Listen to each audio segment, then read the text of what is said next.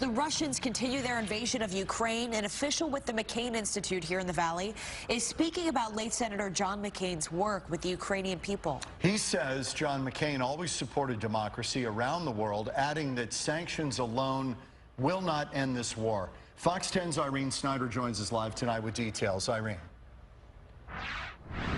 Well, good evening, John and Christina. The Director for Human Rights and Democracy at the McCain Institute says that late Senator John McCain always fought for democracy, and he says now that this war in Ukraine is a threat to democracy, not just in Ukraine, but to all over the globe.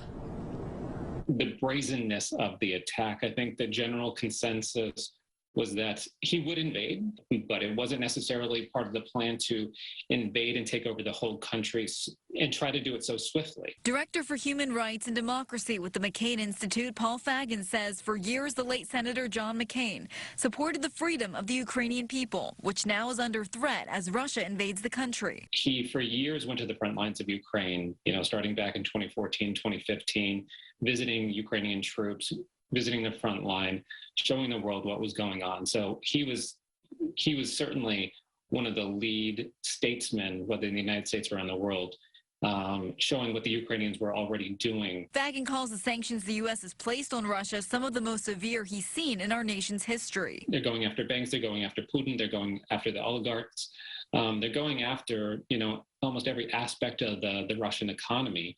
To really devastate Putin and this war of aggression against Ukraine. But he adds the sanctions alone will not end the war. He believes it'll take help from the Russian people, who at the moment are cut off from the Western world. Facebook's been shut down. Twitter's been shut down.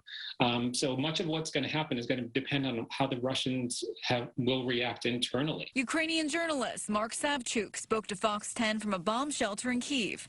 He says more needs to be done to stop Putin before more people are killed. It's crazy. That is precisely why he has to be stopped. So all the West needs to do is just to keep supporting Ukraine, because we are fighting for the freedom and for basically the security of the whole Europe. And we do have some resources and more information about how you can donate to the Ukrainian people on our website, fox10phoenix.com. Reporting live tonight, I'm Irene Snyder for Fox 10 News.